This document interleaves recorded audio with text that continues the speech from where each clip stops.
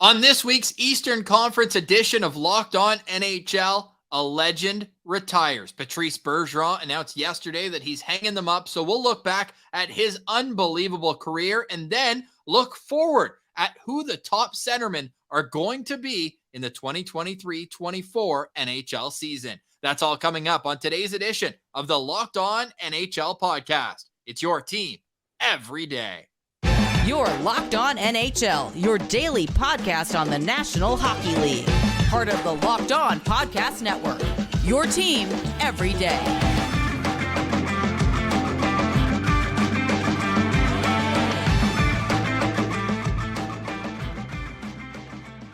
Hello and welcome to the July 26th edition of Locked On NHL. I'm Ross Levitan. You can find me over at Locked On Senators 5 days a week. And today I'm joined by Dave Morassutti from Locked On Leafs. It's the Battle of Ontario edition, and we are going to be saluting a rival, a longtime rival on today's show. But first, we have to tell you that this episode is brought to you by the FanDuel Sportsbook. It's the official sportsbook of Locked On. You can make every moment more by visiting FanDuel.com/LockedOn to get started today. Dave, Patrice Bergeron, what can you say about the career this guy had? Started in 2004. Funny enough, he played a full NHL season and then went to the World Juniors during the lockout. That's my first memory of Patrice Bergeron, the second-round pick from 2003. Yeah, I do remember that World Junior team, like the stacked team that he was on. The Crosby was on that team, if I'm not mistaken. Correct. Just like the golden age of like World Juniors for Canada. So I always remember that. And of course, as somebody who follows and supports the Leafs, you always have to remember Patrice Bergeron being the thorn in the Leafs side for all these years. 2011 being the most significant moment. Obviously, he's the one that scored in that infamous comeback from 4-1 down. He scored the goal to tie the game and also the goal to win the game. And in that same playoffs that he played the Chicago Blackhawks, I remember that he had probably had the toughest injury out of anyone I've ever seen in the playoffs. He had a punctured lung that was either caused by a broken rib or nerve blocking injection, and he also had a separated shoulder while leading the Bruins all the way to the Cup final. Oh, winning the Cup. Sorry, that year they won the Cup. He also had another injury in the other Cup run that they had, I think against the Blues. It was against Chicago. He tore his rib cartilage in Game 4 of the finals, broken rib on his left side in Game 5, and a separated right shoulder. That was in 2013. Was as tough as they come, but then the most gentlemanly player of all time. He could keep playing. This isn't a talent or a lack of talent. He just won the Selke Trophy back-to-back years. Yeah. Coming off, he just won it 2 weeks ago. And you look at just the longevity that he had, almost 1,300 NHL games played. He finished his career at 1,294 games, has 1,040 NHL points, and the playoff numbers are just outstanding when you look on top of it as well. Played 170 playoff games. It just sucks the way it ended with the failed ability to close out that series in round 1 against Florida. He only played 3 games in that series. And if we just talk about the injuries that he's dealt with over his career, you got to wonder what was plaguing him during that time as well. So I just want to tip my hat. A guy who, how many second round picks make the NHL as an 18-year-old too, right? He basically came in when the Boston Bruins were at their low point. They traded his second year in the league. They traded Joe Thornton, and everyone thought it was going to be full rebuild, a lot of tough years ahead. And he basically single-handedly brought them back to relevance and created the culture that got them that 2011 Stanley Cup. Yeah, I mean, he's been the reason why this Bruins team, not only on the ice but off the ice, have been able to maintain what their just streak of just being so good. 3 Cup finals. You never always think that. I mean, how many times do we say we're going to count out the Bruins? They always find a way, and he's the main reason why, in my opinion. Between him, Chara, Marchand, it's that group of guys that have been there from the beginning. Now only Marchand remains from that Cup run. Obviously, technically, Lucic is back, but Marchand is the only one that's kind of at the high point of his career still that's left from that group. So always have to wonder what this means for Boston moving forward. Yeah, and we'll have plenty of time to dissect that. I feel like today it should just be all Patrice Bergeron, just what this guy brought, because the numbers were so consistency. Like Mr. Consistent would be, he was never like, Yeah. over an 85 point guy. He actually never cracked 80 points in the National Hockey League. There were years where he didn't play 82 games and he was over a point per game for sure. Maybe even just one of them now that I look. But it was always just the consistency, always the two-way play. This guy was a 1, 2, 3, 4, 5, 6, 7-time Selke winner. Like, I'm already seeing people saying they should rename the trophy after him just because it's something that every year you just knew that he was going to be that guy. You could ask any of the centermen that we're going to profile later in today's show, discussing the top 10 centermen in the Eastern Conference entering next season. And my guess is all 10 would say the toughest player that they have to go head to head against was Patrice Bergeron. Just his uncanny ability to blanket offensive players on the other side and make them render useless. And then he would provide offense too. We always see these great defensive centermen who are not putting up points. Their sole job is to, their scoring is stopping the other team from scoring. But with Bergeron, then he'd score the big goal at the other end. Just an uncanny ability to be at the top of his game at both ends of the ice. And man, not only is Boston going to miss him, but the NHL is better with Patrice Bergeron in it. So it's a big loss for the NHL as a whole, not having him in the league going forward. 38 years old, though, you understand with all the injuries and everything that he's been through, that this was kind of a last dance season coming back with the Bruins. Yeah, and now everybody that's going for the Selke trophy is like, yes, we have a chance now. Yes. Yes, you're completely right. I'm of the favor that maybe they should rename the trophy after Bergeron because he's won that trophy so many times. Well, he also he's been nominated every single year since 2010-11, where he finished 4th. It's unbelievable. Just you kind of marvel at what he's been able to accomplish. Obviously, first ballot Hall of Famer when that eventually happens in a few years, but yeah, just unreal career that he had. Yeah, Cam Neely already mentioning that his number 37 will be up in the rafters in no time. No surprise there. And you got to also tip your hat to a guy who played his whole career with one team. I always love those stories. And it's few and far between with how the business is in the National Hockey League now, especially for teams like the Bruins where, yeah, maybe they only got that one Stanley Cup, but they got to another final in 2013, got to a third final in 2019, losing to the St. Louis Blues in Game 7. And those types of teams are always broken up because of the success that they have. Yeah. But for them to stick with Bergeron, for Bergeron to stick with them and not chase, a higher payday, he always felt like an underpaid player too. Like he was always the type of player, you talk about that with the Sidney Crosbys of the world as well, where they take less so that the team can build around them. Like, I kind of am saying that a little tongue in cheek. This guy almost made $100 million in his NHL career. It's not like he was, pinching pennies, but never had a cap hit of over $6.85 million. And he certainly could have with the ability that he had. So what a career for Patrice Bergeron. So many moments stand out. The international resume we didn't even touch on, but World Cup, Olympic, everything that you could imagine for a hockey player, he was right in the middle of it. Yeah, I mean, and those are the moments that kind of get overlooked with Bergeron because everyone thinks of his Bruins accomplishments, but I also look back to what he did for Canada as well. So yeah, definitely somebody that's he's going to be no doubt like he'll be the guy leading that class when he eventually gets his call from the Hall. 6th most active. And I say active in past tense because, of course, now he's no longer active, but 6th most active games played in the National Hockey League, 9th in points, 9th in assists, and just an unbelievable player at both ends of the rink. 2nd most all-time active, shorthanded goals, 58th all-time as well. A no doubt first ballot Hall of Famer.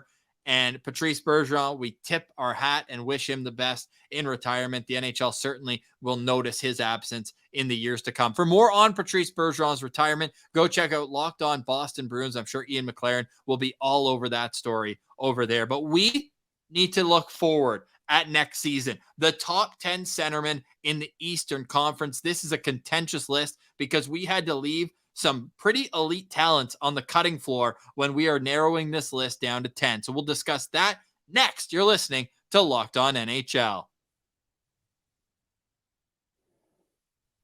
Today's episode is brought to you by the FanDuel Sportsbook. It's the official sportsbook of Locked On, and you can take one swing at betting MLB on FanDuel and get 10 times your first bet amounts in bonus bets up to $200. That's right, just $20 and you'll land $200 in bonus bets, win or lose. That's $200 that you can spend betting everything from the money line to over under, and also futures are here for next NHL season, all on an app that's safe, secure, and super easy to use. Plus, when you win, you can get paid instantly. There's no better time to place a bet on MLB than FanDuel, America's #1 sportsbook. So sign up today and visit FanDuel.com/lockedon to get $200 in bonus bets. That's FanDuel.com/lockedon. FanDuel, the official partner of Major League Baseball. Welcome back to Locked On NHL, your team every day. We're a part of the Locked On Podcast Network, and we want to shout out the everydayers out there that make us your first listen each and every day. Local experts on the biggest stories 5 days a week on Locked On NHL, available free wherever you get your podcasts, also on YouTube. All right, I'm Ross Levitan alongside Dave Morassutti, and we are counting down the top 10 centermen right now, today, in the Eastern Conference. Before we get to that list, Dave, who were the toughest people to leave off of it? Who's going to keep you up at night saying, man, this guy could have a big year and make me look silly? I got to look at Evgeny Malkin. Yeah. I mean, he's always been such a dominant force in the NHL, and obviously with Sidney Crosby, whenever Sidney Crosby was injured, the Pittsburgh Penguins never had to worry because they had Evgeny Malkin right behind him. Like the year that they won their first cup, it was Evgeny Malkin that kind of led the way there. And so, yeah, Evgeny Malkin, that was a tough one because, he's someone that thrives, when people kind of doubting him. Yeah, he does over a point per game last year, 83 points in 82 games. For me, it's just the fact that he's going to turn 37 in next week. So it's just, can you expect the same dominance the older he gets with time being undefeated? Although Patrice Bergeron 38, but different style player. Evgeny Malkin, much more powerful, offensively driven, but he's probably 11th. Dylan Larkin was a tough one for me as well. He's got speed, and now for the first time in a few years, he's going to have a legit sniper on his wing in Alex DeBrincat. So I'm interested to see how Dylan Larkin's season unfolds. So those are two guys who I think could have been on this list, but just got left off in exchange for guys like number 10 on our list, Nico Hischier. Why is Nico Hischier on our top 10 list? Because for him, it's not necessarily the points that jump off the page. Yeah, for me, we just spent a good amount of time paying tribute to Patrice Bergeron. This is the player that's, I think, coming into being the next Patrice Bergeron. And I think he's already there at this point. Like, I thought he was going to win the Selke last year. He finished second. He was second, right? And I think he is going to be the one that's going to own this trophy for the next while. Yeah, he doesn't put up the points. I'm kind of regretting saying that. He did have 80 points in 81 games. Yeah, he's for a guy who's a second line center. You don't see second line centers putting up that production. He's not getting top power play minutes. He's doing all the grunt work of playing on the penalty kill. He's the reason why the New Jersey Devils, with obviously Jack Hughes and all those guys, but he is the reason why that they're able to be that tough team to play against, right? The Devils are not an easy team to go up against each and every night, and Nico Hischier is a big reason why. And in clutch situations, he is pretty good as well. Yeah, there's plenty of reasons why. The one thing I'll put is 9 game-winning goals. Clearly has a clutch gene in him.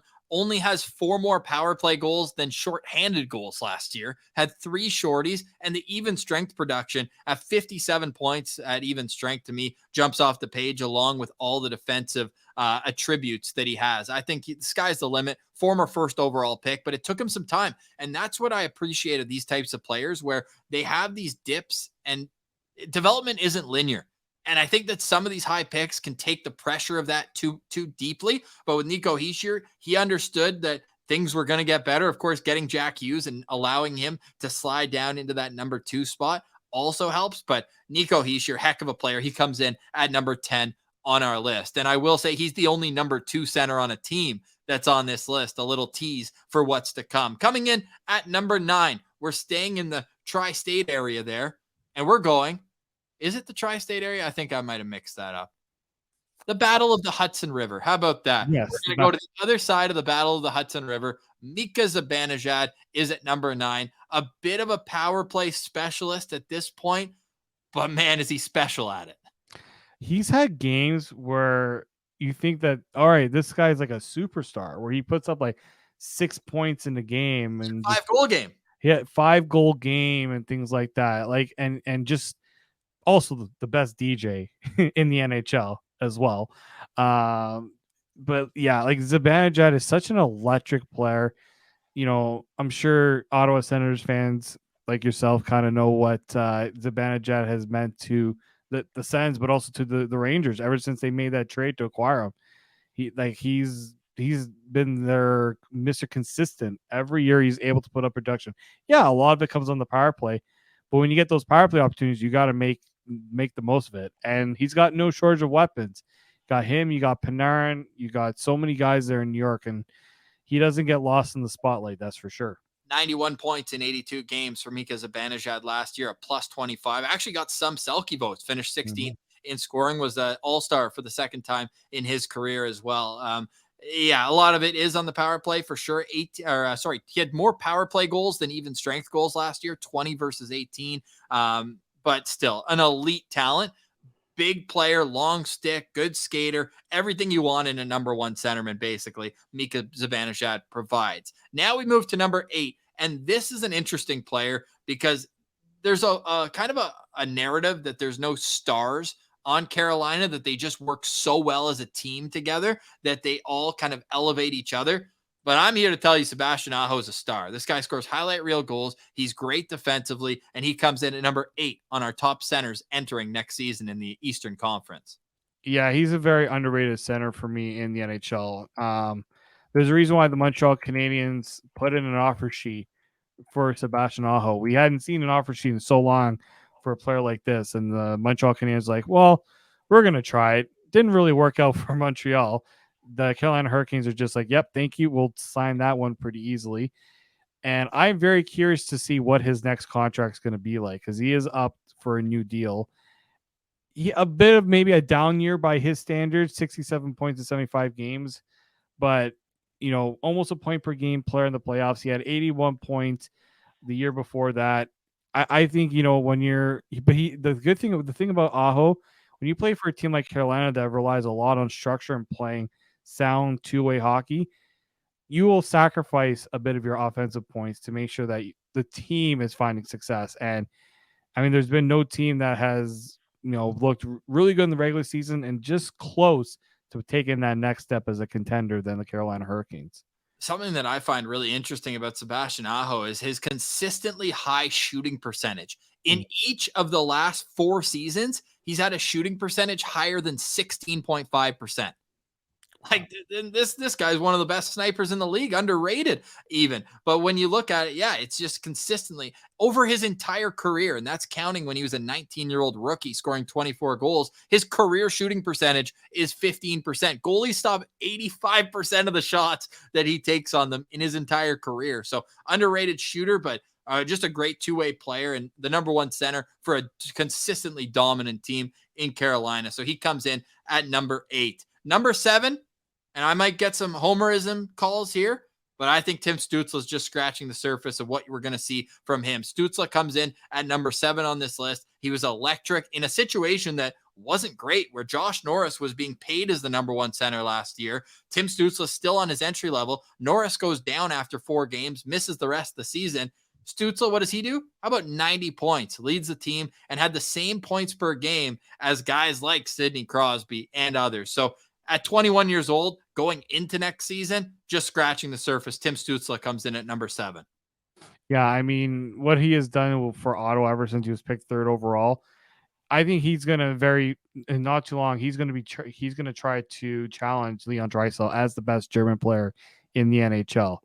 Draisaitl, it helps that he plays with Connor McDavid, but I think Tim Stützle is he's going to be pushing for that crown not too long. He went from playing just over 18 minutes a game the year before, all the way up to past 21 minutes a night, right? So he's taking on more responsibility. Thing about Stützle too, he's not afraid to lay down the body too. He's physical. he is a very physical player. You know, he likes to shoot the puck. His shooting percentage 17%. That's just unreal for him. But he's a guy that that can shoot the puck and is going to put that puck in the net. So, and he's not a guy that relies on power play production, right? That's something where I think next year you're going to see some more power play production with kind of the getting Chychrun in the mix as a power play guy and not having. And I know this sounds kind of counterintuitive, but Alex DeBrincat's spot on the power play is where Tim Stützle likes to be, on the half wall on his strong side. So now you get Josh Norris back in a one-timer spot on the other side. It just kind of makes everybody fit where they should be. So yeah, I think it's just kind of the power play, as you were saying, like only 10 power play goals and 28 of his 90 points came on the power play. That leaves a lot at even strength. And we just posted a video at Send Central the other day. I needed to highlight it, that Tim Stützle on the penalty kill is something I think we're going to see him kind of like a Mitch Marner, where he's an offensive threat when he's killing penalties. Yeah, and that's where the NHL is starting to go, and I've been craving for that. You don't want to just see teams just be passive on the penalty kill. You want to see them challenge the opposition to, defend a little bit on the power play. So, yeah, him and Marner kind of started that trend of, when you're out there, you got to count for us, not just, trying to get the puck into our net, but also we're going to try to go against you as well. Yeah, Chandler Stevenson, another good example. Just these guys who are so fast, and it's like if they're challenging you and you bobble the puck at the blue line, all of a sudden it's a 2-on-1 the other way. So that's our top 7. Why don't we do 6 and then take a quick break? But coming in at number 6, I mean, this is one where I left it up to you because I didn't want to sound like a homer. For me, they're basically yin yang. It's Tage Thompson, and we went with the guy who scored 47 goals. Man, this guy's shot is so elite. Yeah, he is. I mean, the Sabres are now like laughing when they got that deal. When they signed Tage Thompson to that deal, I was kind of like, that's a little jumping the gun there for Buffalo to sign Thompson to that deal. And now that's going to look like a steal if this guy can put up 40 goals every year. Is it under $8 million? Yeah, he's at just $7.1 million per year. 7.1 for 7 more years? For the it was a 7-year deal, so 6 more years. 6. So that's why these two guys, like Tim Stützle, signed for 8 more years. His deal hasn't even kicked in yet at 8.3. Like, these are two of the best contracts in the National Hockey League. Yep, this is betting on your talent when they're younger. And, some teams started this with players just getting them signed to that right out of their entry level, get that full 8 years and try to bank on it just before they haven't even hit their peak yet, right? When Thompson signed that deal, he had 38 goals. That's a really good production. But we didn't expect him to be threatening to score 50 goals in a season, right? His production just went off. The Sabres, when they lost Jack Eichel, Tage Thompson filled that void. Tage Thompson is a modern day Mario Lemieux, and I don't even think it's that hot of a take. But just like this enormous frame, but his hands are so silky, and he can shoot it. He can do all these. He has one of the best mixtapes in the National Hockey League. Yes, he does.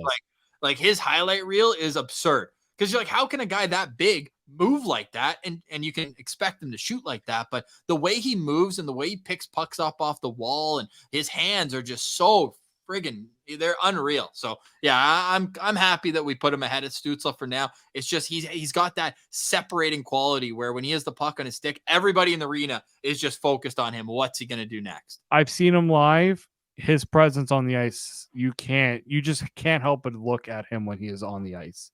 So Tage Thompson comes in at number 6. We'll do a full recap at the end, but coming in at number 10, Nico Hischier, number 9, Mika Zibanejad, number 8, Sebastian Aho, number 7, Tim Stützle, and number 6, Tage Thompson. Who's top 5? We'll discuss next. You're listening to Locked On NHL.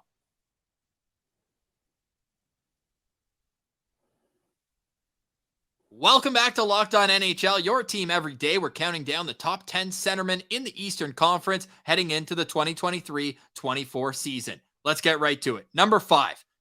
Forever, he's been considered the most underrated player in the National Hockey League when you ask his peers. He's not underrated anymore. He just helped lead the Florida Panthers to the Stanley Cup final, and that's Alex Barkov. Yeah, I've always been a fan of Aleksander Barkov. I always think that there's another gear this guy can reach. He's just been that good. He's put up points when he had, Huberdeau there. Huberdeau leaves. Matthew Tkachuk comes in. Matthew Tkachuk has an amazing year, and he's right there with it. Injuries are the only thing I think that are holding him back to being a 100-point player in the NHL. He hasn't played 82 games since the 2018-19 season. But I mean, for the Panthers, he just means so much to them because not just offensively, but defensively too.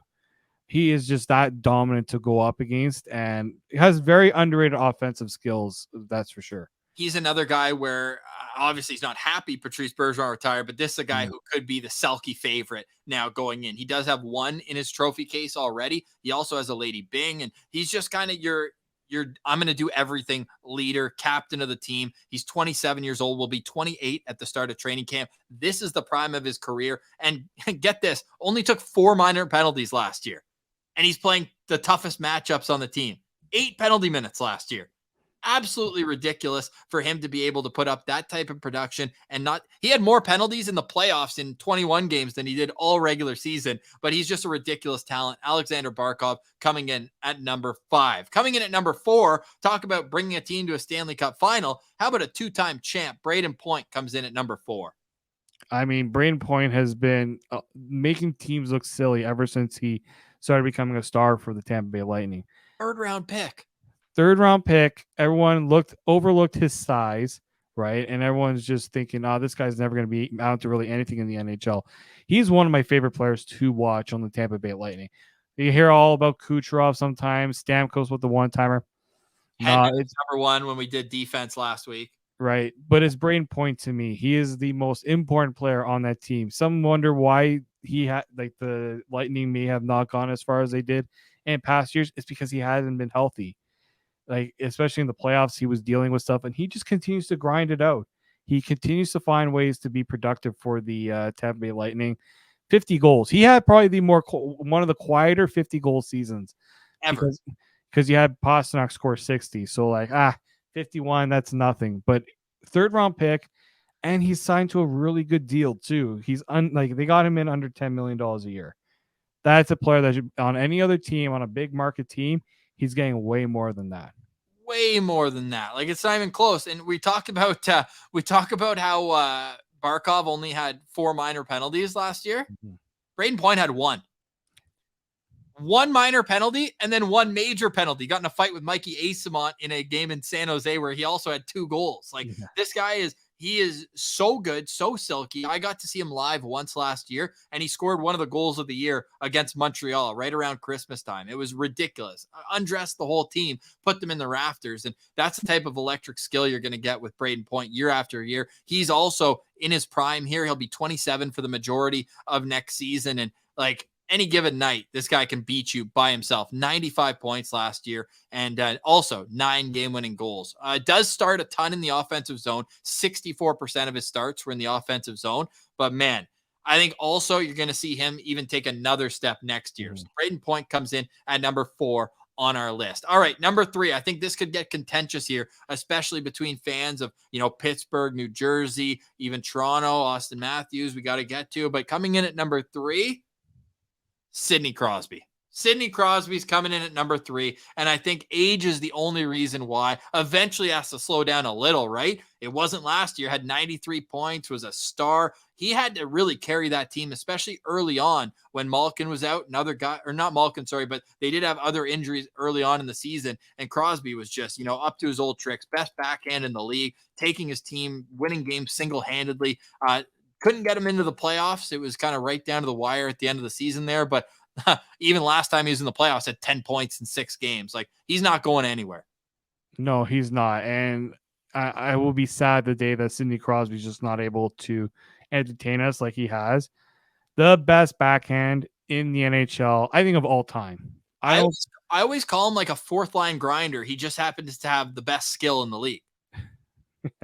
It's just crazy when, just the things he can do, the goals the highlight reel of his goals that he has scored, you just wonder how is he able to do it.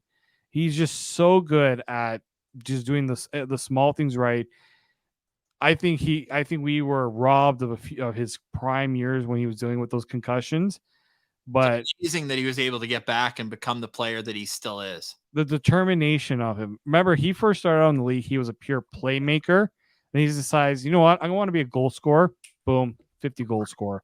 Yeah. Just not fair when you think of all the things that he is able to do each and every night. And the Penguins are very fortunate. The CBA wasn't instituted that 8-year contract, right?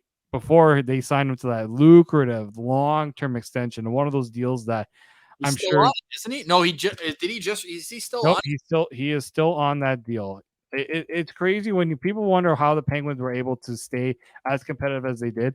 They signed him to a 12-year, $104 million deal. He made $3 million last year. Yeah. And Front this year, loaded, and next year, and the year after. Yeah, like Penguins ownership, they're very, very happy that he's an $8.7 million cap hit, but they're only paying him $3 million. Wow is right. But that's the kind of wow is like the one adjective I'd use to describe Sidney Crosby. All of his highlights, great two-way player. But yeah, like just to explain a little more, he plays like a fourth line grinder. He's always down low. He's always leaning on guys, puck possession, but then he'll make like a magical play. Like, oh yeah, that's why he's, the next one, or was always touted. Quick story. I got to see him play in junior once. He came to Gatineau. I was living in Ottawa, and we went over, and Gatineau was a great team as well. They had a young Claude Giroux, some other guys in there as well. And Gatineau won 8-7. Sidney Crosby had a goal and 6 assists, 7 points in the loss. So from that moment, I was like, oh, this guy is the real deal. He comes in at number 3. But Dave, it's a young man's game. We're putting Jack Hughes at number 2. This guy's got a ton of skill, and it's only going to get better. Yeah, and people were kind of concerned when Jack Hughes first got to the NHL. Would he be able to put it all together? Smaller body. Jack Hughes is proven to be he's going to be the next star, right, of the league. I think he's there right now, but I think he's got, again, he's one of those guys I can see his career progressing higher and higher each year. I thought he was going to break 100 points, just missed it. 99. Just missed it. But no, this guy, he needs to work a little bit on the faceoffs, I will say. That'll come.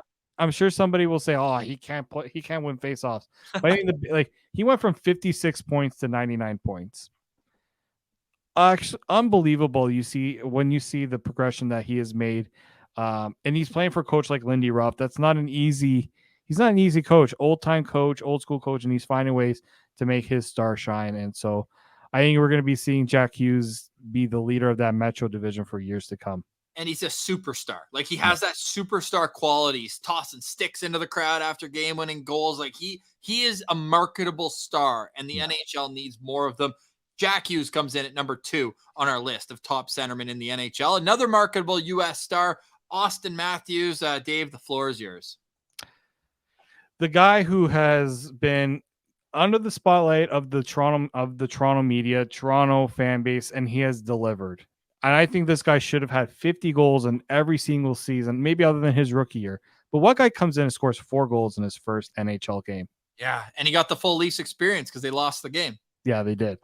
But he did make Erik Karlsson look like a fool. And Mark Stone on the same play where he picked both their pockets and went in. I don't know if you've heard this story, but Craig Anderson asked Matthews for a stick after the game because he knew that this was a special kid. And he wrote, "Thanks for the memories," and put the number 4 on the stick. So he had that swagger since day one. Yeah, that's the other thing, too. He does it with that swagger. And everyone talks about the goal scoring ability of Austin Matthews. We never hear really that much about his defensive game. He models his games after guys like Anze Kopitar. People like that are what he tries to replicate his game after. And good on the faceoff, leading the league in forwards and block shots. And, just an imposing figure every time he's on the ice. So Austin Matthews, if you're asking any team in the East to pick a player on the opposing team that they're going up against, I would say many teams would be taking Austin Matthews as that first center. I would agree, as much as it hurts me to say it. It is true. He is a special talent and comes in at number 1 on our list of Eastern Conference centermen. Austin Matthews, number 1. Jack Hughes, number 2. Sidney Crosby at 3. Braden Point at 4. Alex Barkov at 5. Tage Thompson, 6. Tim Stützle at 7. Sebastian Aho, 8. Mika Zibanejad at 9. And Nico Hischier at number 10. Let us know in the comments who we snubbed, who are we too high on, and anything else in between. Maybe your favorite Patrice Bergeron memory. But for today, we say goodbye. For Dave Morassutti, I'm Ross Levitan. This has been the Locked On NHL podcast, your team every day.